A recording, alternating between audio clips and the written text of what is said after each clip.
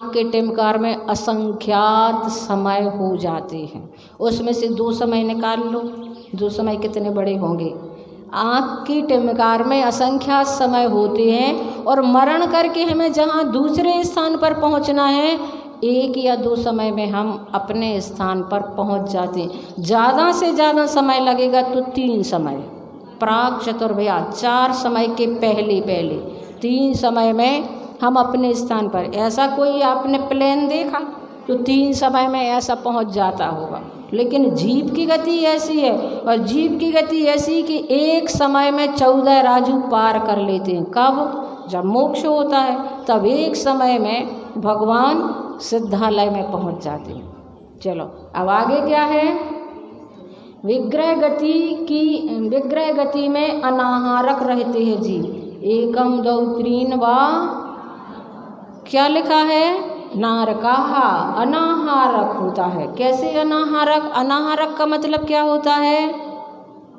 आहार नहीं करते, पाँगा रास्ता में रखा आहार है ना। अनाहारक का मतलब है कि 6 पर्याप्ति और 3 शरीर योग्य वर्गणाओं को ग्रहण नहीं करते हैं, वो अनाहारक कहलाते हैं। और जहाँ मरण करके पहुँच गए वहाँ फिर हम अपना शरीर बनाने के लिए मटेरियल इकट्ठा करने लगते हैं। जैसे किसी को मकान बनाना है तो मिट्टी, गाराई, ईंटा, सीमेंट आदि सब कुछ जोड़ लेते हैं। ऐसे ही जब हम जहाँ पहुँचते हैं फिर हम ये जोड़ना शुरू कर देते हैं और उससे हमारा शरीर बनता है, वो आहारक अवस्था कहलाती है। जब तक नहीं करते हैं ये काम वो अनाहारक अवस्था कहलाती है। तो 1 2 3 समय तक जीव अनाहारक होता है, उसके बाद आहारक हो जाता है। फिर जन्म के भेद, कितने प्रकार के जन्म होते हैं? सम्मूर्छन, गर्भोग, बाधा जन्म। भोर तो नहीं हो रहे, नहीं तो फिर हम जल्दी जल्दी कर देंगे, नहीं हो रहे ना। चलो, तो सम्मूर्छन जन्म, गर्भ जन्म और उपपाद जन्म, 3 प्रकार के जन्म होते हैं। सम्मूर्छन जन्म, गर्भ जन्म और उपपाद जन्म। मनुष्यों के कितने प्रकार के जन्म हो सकते हैं? सम्मूर्छन जन्म भी होता है मनुष्यों का और गर्भ जन्म। सम्मूर्छन जन्म वो होता है हमारे शरीर में पसीना होता है, मल होता है, उसमें भी मनुष्य होते हैं सम्मूर्छन मनुष्य। मनुष्य गति नाम कर्म के जिनका उदय होता है, पर वे एक श्वास में 18 बार जन्म मरण ऐसा करते रहते हैं। ऐसे भी मनुष्य होते हैं, हम भी ऐसे मनुष्य कई बार बने हैं। हम तो एक बार मरने के लिए डर रहे हैं, और जब हमने सम्मूर्छन मनुष्य पर्याय को धारण किया था तो हम कितनी बार मरे और कितनी बार जन्मे। और क्यों बनते हैं ऐसे मनुष्य? सोचा कभी? एक बार में जो जन्म मरे, एक श्वास में 18 बार जन्म मरण, क्यों ऐसा होता है? पता है क्यों? पता है क्यों? पता है किसी को? नहीं है तो सुनो। महाराज श्री ने बताया था, सिद्धांत में नहीं, उनका स्वयं का चिंतन नहीं, तो आप सोचो कि बताओ माता जी कौन सी पुस्तक में ऐसा लिखा। महाराज जी ने अपना चिंतन बताया और बहुत अच्छा सटीक। उन्होंने बताया लब्धि अपर्याप्तक जो होते हैं, एक श्वास में 18 बार जन्म मरण, नया शरीर फिर पुराना, न जी पाते न मर पाते, न जी पाते न मर पाते। ऐसा शरीर क्यों मिलता है? उनको मिलता है जिन्हें बहुत ड्रेस चेंज करने का शौक़ होता है। सुबह कुछ, दोपहर में कुछ, शाम के कुछ, और नाइटी अलग। बार बार कपड़े चेंज करते हैं। तो तुम्हारे कर्म कहते तुम कर्म कपड़े नहीं शरीर ही चेंज करो ना। शौक़ है ना तुम्हें बहुत चेंज करने का, अब तुम शरीर ही चेंज करो। ऐसा करने से मिलता है। अब आपको क्या करना है? बहुत अच्छा शौक़ हो कि हमें शरीर ऐसे ही मिले कि ना हम जी सकें, न मर सकें, न जी सकें, एक श्वास में 18 बार जन्म मरण का। अगर ऐसा करना है, इसीलिए हम अपने जीवन में इन चीज़ों को समझें कि किन किन चीज़ों से हमें पाप लगता है। अगर हम बच सकते हैं तो बचने की कोशिश करें। हम ये नहीं कह रहे कि आप बिल्कुल माता जी जैसे 2 साड़ियाँ, ऐसा नहीं कह रहे, पर उसकी भी तो सीमा मर्यादा होना चाहिए। कुछ मर्यादा ही नहीं है, जितने हैं सो आने दो, जितने हैं सो आने दो। ऐसा ना हो कि ऐसा तो नियम हो सकता है कि हमारा इतना प्रमाण हो, इतना हम प्रमाण बना लें तो बाकी के पाप से हम बच सकते हैं। हाँ, तो फिर उसके बाद क्या है, तो सम्मूर्छन, गर्भोपपादा जन्म, 3 प्रकार के जन्म होते हैं, सम्मूर्छन जन्म, गर्भ जन्म और उपपाद जन्म। उपपाद जन्म किनका होता है? देव और नारकियों का होता है। नारकियों का जन्म मालूम कैसे होता है? 500 योजन ऊपर से उनको पटक दिया जाता है, धड़ाम से नीचे गिरते हैं। जैसे आप फुटबॉल को फेंकते हो तो फुटबॉल को जितनी जोर से फेंकोगे उतनी ऊपर जाती है। 500 धनुष से फेंकते हैं तो वो फिर उछल करके 250 धनुष होते हैं, फिर 250 धनुष से फिर उछल करके 125 धनुष, धीरे धीरे धीरे धीरे फिर, और जैसे ही वहाँ जन्म लेते हैं तो उनका आप समझ सकते हैं कि कोई व्यक्ति जब यहाँ से गया और नरकों में इस प्रकार से उन्होंने जन्म लिया और अंधकार ही अंधकार जहाँ पर मचा हुआ है ऐसी जगह वह जन्म ले। कैसे लेते हैं नरकों में जन्म? क्या करते हैं सो लेते हैं? वाहवारंभ परिग्रह तुम ही बताओ, तुम लोगों ने तत्वार्थ सूत्र पढ़ा है। नरक आयु के बंध के कारण क्या हैं? वाहवारंभ परिग्रह बहुत आरंभ और बहुत परिग्रह की जो लिप्सा है नरक आयु के बंध के कारण। मूर्छा परिणाम जो होता है नहीं लेकिन मिल जाए, जैसे कोई खा नहीं सकता है लेकिन मन में बहुत लिप्सा है, ये खा लें वो खा लें वो खा लें, लेकिन खा सकते ही नहीं, और नहीं खा सकते तो त्याग कर दो ना कि हमारा त्याग, तो संकल्प हो जाएगा। लेकिन जो मूर्छा परिणाम होता है वह हमारे लिए दुख का कारण होता है। फिर योनियों के भेद यानी कि जन्म लेने के भेद कौन कौन से, कहाँ कहाँ हम जन्म लेते हैं? सचित शीत समृता सेतरा मिश्राश्चैक यो नया बोलते सब लोग, यो नया। यो नया क्या होता? योनिया, योनि है ये। कौन सी योनि? 9 प्रकार की योनि कही गई है। सचित योनि, शीत योनि, समृत योनि, और इनसे विपरीत तो अचित योनि, उष्ण योनि, विपरीत योनि, और फिर इनको मिश्र कर दें तो सचित्ताचित, शीत उष्ण, समृत विपरीत। अब इनको बताएंगे कि किन के कौन सी होती तो समय बहुत सारा हो जाएगा। फिर है गर्भ जन्म के भेद। गर्भ जन्म कितने प्रकार का होता है? जरायु, जांडस, पोता नाम। हाँ, जरायु यानी कि जेर में जिनका जन्म होता है, अंडज अंडे से जिनका जन्म होता है, और पोत ऐसा जिनका जन्म होता है वो 3 प्रकार के गर्भ जन्म वाले कहलाते। जरायु जन्म कहा गया है कि जो जात के समान यानी जन्म के समय प्राणियों का आवरण होता है तथा मांस तथा श्रोणित से बना हुआ होता है, एक थैली जैसी होती है, उसमें वो रहते हैं, वो जरायु कहलाते हैं। और जर से उत्पन्न होने वाला जरायुज कहलाता है। और अंडज, अंडज जन्म वाला जो नख की समान, जैसे हमारे नख की त्वचा है ऐसी ही जिनका कठिन भाग होता है, वो ऐसे अंडों से जो पैदा होते हैं वो अंडज कहलाते हैं। और पोतज जिनके सब अवयव बिना आवरण के पूरे हुए हैं और योनि से निकलते ही हलन चलन आदि सामर्थ्य से युक्त होते हैं, वो पोत जन्म वाले जीव कहलाते हैं। फिर देवनारकियों का जन्म, देवनारकाणाम उपपादाः, देवनारकियों का जन्म उपपाद जन्म वाला होता है। और शेष जीवों का जन्म शेषाणाम सम्मूर्छनम, तो शेष कौन से सम्मूर्छन वाले हैं? मनुष्य और त्रियंचों में जिनके गर्भ जन्म नहीं होता है ऐसे से। देव और नारियों का सम्मूर्छन जन्म नहीं होता। फिर 5 शरीर कौन कौन से होते हैं? औदारिक, वैक्रिय, काहारक, तेजस, कार्मणानि। तुम्हारा कौन सा शरीर है? एक ही है ना, और तो नहीं है? हाँ, तेजस और कारमाण। कारमाण यानी ज्ञान वर्णादि 8 कर्मों का समूह हमारे साथ हमेशा रहता है। और तेजस यानी हमारे शरीर में जो कांति होती है, चमक होती है, वो तेजस शरीर का काम करता है, तेजस शरीर ये काम करता है। तो इस प्रकार से 2 शरीर तो ये हमेशा रहते हैं। और औदार्यक या वैक्रियक, इनमें से जो हम गति में जाते हैं उस प्रकार से मिल जाता है। तो ये 5 प्रकार के शरीर होते हैं। लेकिन कैसे होते हैं? शरीरों की सूक्ष्मता परम हाँ, सूक्ष्म होते हैं, यानी आगे आगे के शरीर सूक्ष्म होते जाते हैं। जैसे औदारिक शरीर, उदार यानी कि जो हमें अपनी आँखों से देखने में आता है कि ये सब बैठे हुए हैं, लेकिन कोई देव यहाँ पर बैठा हुआ तो हम देख ही नहीं पाते हैं। क्यों नहीं देख पाते? क्योंकि उनका वैक्रियक शरीर होता है। और वैक्रियक शरीर होता है तो उनको कई प्रकार की सामर्थ्य होती है, छोटे बड़े अनेक प्रकार के शरीर बनाने की उनमें सामर्थ्य होती है। बैठे भी हो सकते हैं, सुन भी सकते हैं, कुछ भी कर सकते हैं, पर हमें दिखाई नहीं देते, ऐसे सूक्ष्म।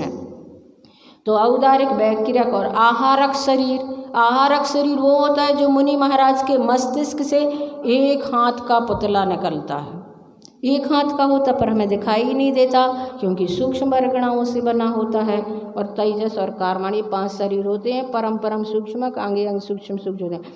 फिर प्रदेशों की अधिकता। प्रदेश तो संख्ये गुणम प्राप्त तेजसात। प्रदेशों की अपेक्षा से, प्रदेश मतलब, प्रदेश क्या कहलाता है? प्रदेश का मतलब होता है कि एक परमाणु जितने स्थान को घेरता है वह स्थान प्रदेश, एक प्रदेश कहलाता है। और ऐसे ही प्रदेश आत्मा के होते हैं, कर्मों के होते हैं। तो 6 द्रव्यों में प्रदेश होते हैं। तो प्रदेशों की अपेक्षा से तेजस शरीर से पहले के शरीर असंख्यात गुणे हैं। प्रदेश से यहाँ परमाणु ग्रहण करना चाहिए, बात हो गई। फिर अनंत गुणे परे। तेजस और कारमाण शरीर के प्रदेश का प्रमाण अनंत गुणे रूप में है। तेजस और कारमाण शरीर की विशेषता क्या है? अप्रतिघाते। अप्रतिघाते का मतलब है तेजस और कारमाण शरीर कभी बाधा को प्राप्त नहीं होता। कैसे बाधा को प्राप्त नहीं होता है? जैसे कभी किसी का मरण होना होता है तो आप लोग दरवाजे बंद कर दो कि हम निकलने ही नहीं देंगे। जब दरवाजे लगा लेंगे तो जीव कहाँ से निकलेगा? ऐसा होता है? क्यों नहीं होता? क्योंकि वो कारमाण शरीर और तेजस शरीर होता है। तो मैंने तो सुना है कि उसको तो एक पेटी में भी बंद कर दिया, कांच की, और सोचा कि देखेंगे जीव निकलता तो कैसे निकलता, पर किसी को देखने में नहीं आया। अनंत कारमाण वर्गणाएं हमारी आत्मा के साथ संबंध को प्राप्त हैं, फिर भी वह जीव हमें अपनी आँखों से दिखाई नहीं देता है। ये कारमाण शरीर की विशेषता है। और बाधा को प्राप्त नहीं होता कि तुमने कांच में बंद कर दिया तो अब तो मर ही नहीं पाएंगे, वो जीव वहीं उसी कांच की पेटी में घूमता रहेगा, ऐसा नहीं होता। वो तो निकल करके पता नहीं कहाँ चला जाता, जहाँ उसे जा। तुम्हारी कांच की पेटी उसे रोकने में कारण नहीं बनेगी। तुम दरवाजे लगा दो, चौकीदार को बैठा दो, तो ऐसा नहीं है कि वो निकल ना सके, वो तो निकल के चला जाएगा, पता ही नहीं चलेगा। फिर इनका संबंध कब से है? अनादि संबंध है, जब से तुम हो। कब से हो? पता ही नहीं है कब से। जैसे तिली में तेल कब डाला था? जब से तिली थी तब से उसमें तेल है। उसी प्रकार जब से हमारा जीव है तब से उसके साथ कर्मों का संबंध है। फिर तेजस और कारमाण शरीर के स्वामी कौन हैं? किन के पास होता है तेजस और कारमाण शरीर? सर्वस्व, सभी जीवों की। तो मतलब ये हो गया सिद्ध के भी होता है? नहीं, संसारी जीवों की बात चल रही है, इसलिए उनके होगा। फिर आगे सूत्र कहा जा रहा है, कारमाण शरीर का उपभोग नहीं होता। कैसे? अब सुनना, इसको बहुत अच्छी बात है। निरवभोग मंत्यम, अंत्यम, अंत का शरीर। अंतिम शरीर कौन सा है? कौन सा है अंतिम शरीर? कारमाण शरीर। औदारिक, वैक्रियक, तेजस, आहारक तेजस, और अंतिम शरीर जो होता है निरुपभोग। निरुपभोग का मतलब क्या है? उसका हम उपभोग नहीं कर सकते। जैसे विग्रह गति में हम जा रहे हैं, यहाँ से तो हम सड़क पर जा रहे हैं, जो कोई मिल रहा है तो तुम कहाँ जा रहे, तुम कहाँ से आए। तुम विग्रह गति में ऐसा नहीं होता कि हम पूछ लें भैया तुम कहाँ जा रहे हैं, हम तो उस गति में जा रहे हैं, वो कहें हम, तो वहाँ कुछ होती ही नहीं है, ना इंद्रिय है ना कुछ भी है, इसीलिए उपभोग से रहित है। हम जैसा यहाँ पर इंद्रियों के माध्यम से औदारिक वैक्रियक आहारक शरीर का उपभोग करते हैं, ऐसे कारमाण शरीर का उपभोग नहीं कर सकते हैं। रह गया, कौन सा रह गया? अच्छा हाँ, तदादीनि भाज्यानि युगपदे कस्यात् चतुर्भ्याः। तदादीनि वो शरीर जो कहे हैं भाज्यानि, भाज्यानि यानी कि विकल्प से होते हैं। कितने? एक को आदि लेकर के कितने? चतुर्भ्या, 4 तक। एक जीव के एक साथ कितने शरीर हो सकते हैं? 3 तो होते ही हैं। कौन कौन से? तेजस कारमाण तो सबके रहेगा, औदारिक और वैक्रियक इनमें से कोई एक हो जाएगा। और मुनि महाराज के आहारक शरीर भी होता है, किसी के वैक्रियक शरीर भी हो जाता है। किन के हुआ था? विष्णु कुमार मुनि महाराज के विक्रिया रिद्धि उत्पन्न हुई थी, उनने शरीर को कैसा बना लिया था। तो इस प्रकार से 4 शरीर एक साथ हो सकते हैं। फिर आगे सूत्र निरुपभोग मंत्यम हो गया। औदारिक शरीर का लक्षण क्या है? गर्भ सम्मूर्छनज माध्यम। गर्भ और सम्मूर्छन जन्म से उत्पन्न हुआ शरीर आद्यम। आद्यम का मतलब है आदि का शरीर, औदारिक शरीर कहलाता है। और वैक्रियक शरीर का लक्षण औपपादिकम वैक्रियकम। औपपादिक उपपाद जन्म से होने वाला देव और नारिकियों का शरीर वैक्रियकम, वैक्रियक शरीर कहलाता है। और वैक्रियक शरीर के अन्य प्रकार लब्धि प्रत्ययम चो। लब्धि प्रत्यय यानी लब्धि के कारण भी वैक्रियक शरीर उत्पन्न होता है। लब्धि यानी प्राप्ति। कैसे प्राप्ति? जैसे कि विष्णु कुमार मुनि महाराज के, हाँ हाँ,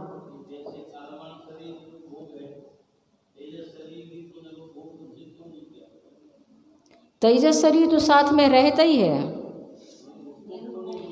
तेजस शरीर को उपभोग कहा, इसलिए नहीं कहा कि क्योंकि तेजस शरीर 2 प्रकार का होता है, एक निस्सरणात्मक और एक अनिस्सरणात्मक। तेजस शरीर का उपभोग होता है। निस्सरणात्मक का मतलब होता है कि जो शुभ तेजस और अशुभ तेजस होता ना। शुभ तेजस यानी कि हमारे दाहिने हाथ के मुनि महाराज के दाहिने हाथ के कंधे से जो पुतला निकलता है और पूरे में सुभिक्ष आदि को कर देता है, उसका हम उपभोग करते हैं। और अशुभ तेजस जैसे दीपायन मुनि महाराज के निकला था, तो वो अशुभ तेजस होता है, उसका उपयोग होता है। इसलिए अंतिम शरीर के लिए निरुपभोग कहा है। तेजस शरीर का तो ये उपभोग होता है।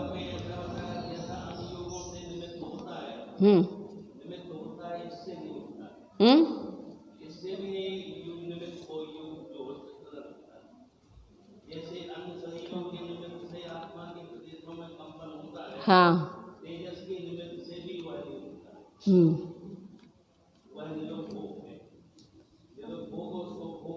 कारमाण शरीर,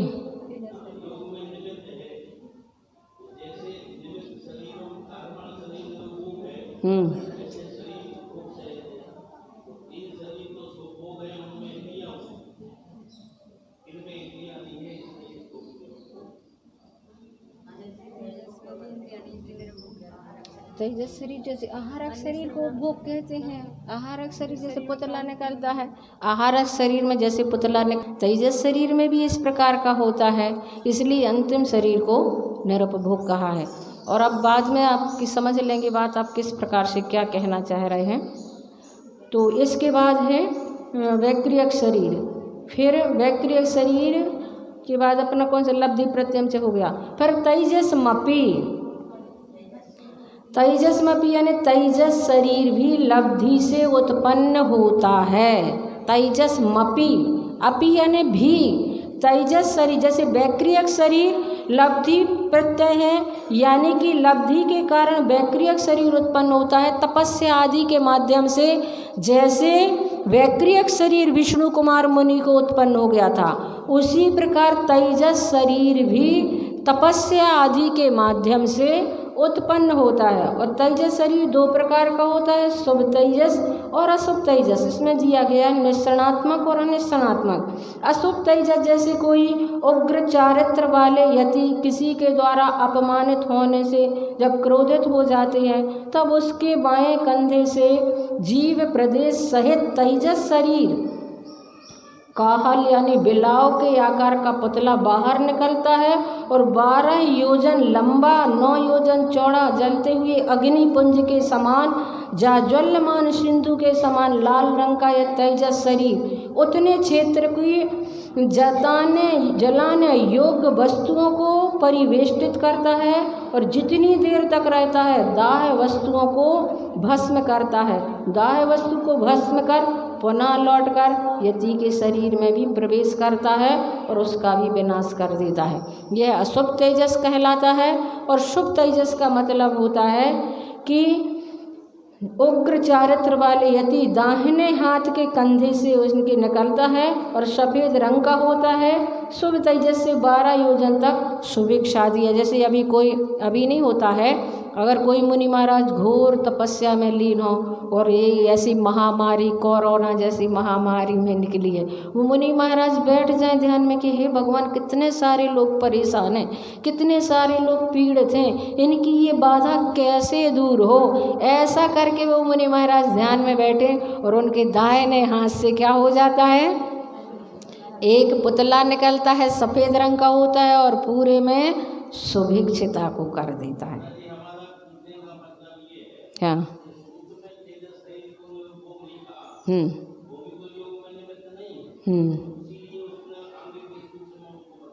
हाँ हाँ ठीक है। हाँ हाँ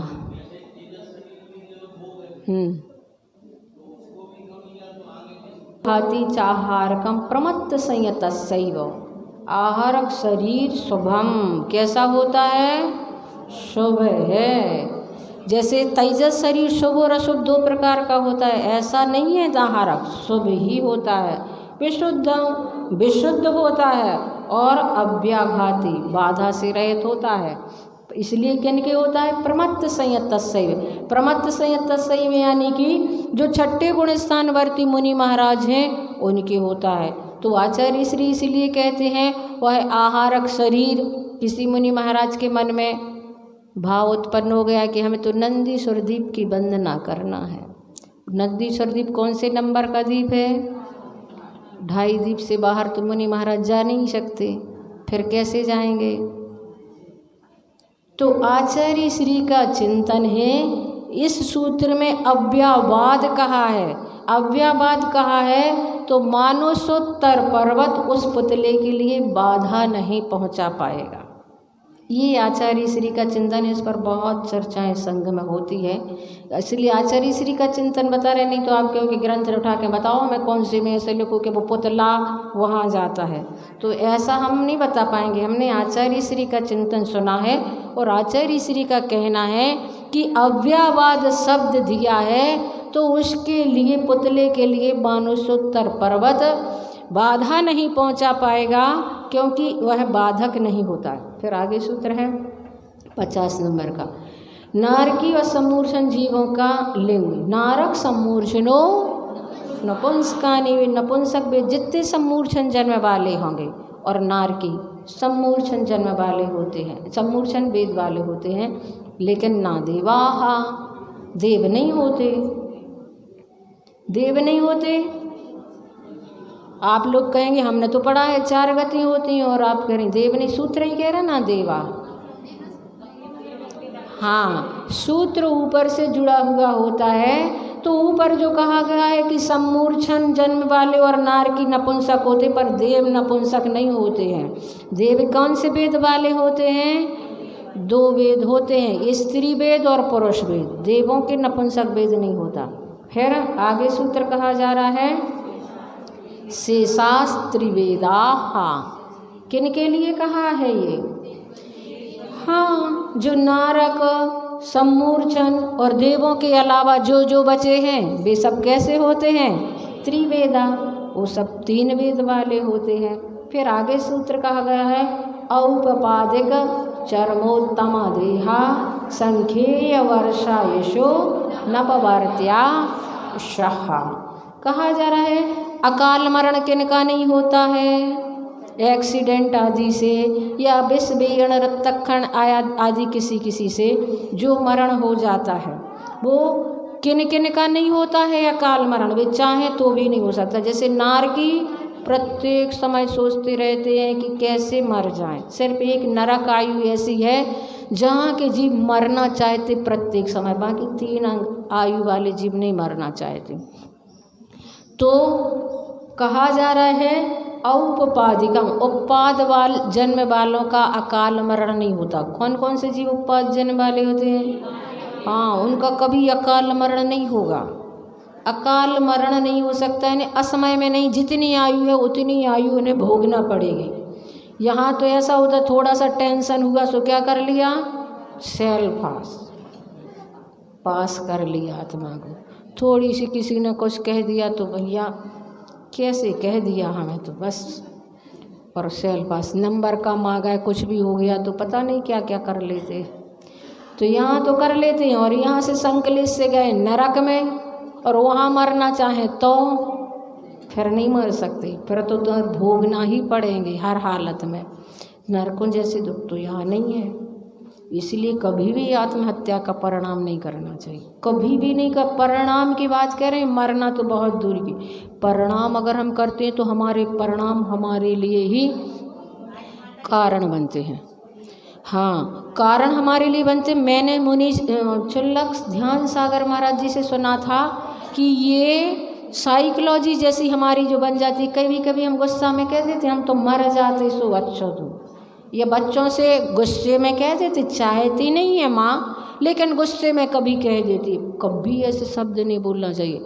महाराज जी कह रहे थे कि जब हम ऐसा विचार कर लेते कि हम तो मर जाते तो अच्छा, तो उस समय फिर तो कुछ नहीं, कालांतर में ऐसी भयानक बीमारी, कैंसर जैसी बीमारियां आ जाती कि फिर तुम बचना भी चाहो तो नहीं बच पाओगे, क्योंकि तुमने भाव किए हैं अपने मरने के। इसलिए कभी ऐसे परिणाम नहीं करना, अपने प्रति भी खोटे परिणाम नहीं करना, दूसरों के प्रति भी नहीं करना। अहिंसा परमो धर्म के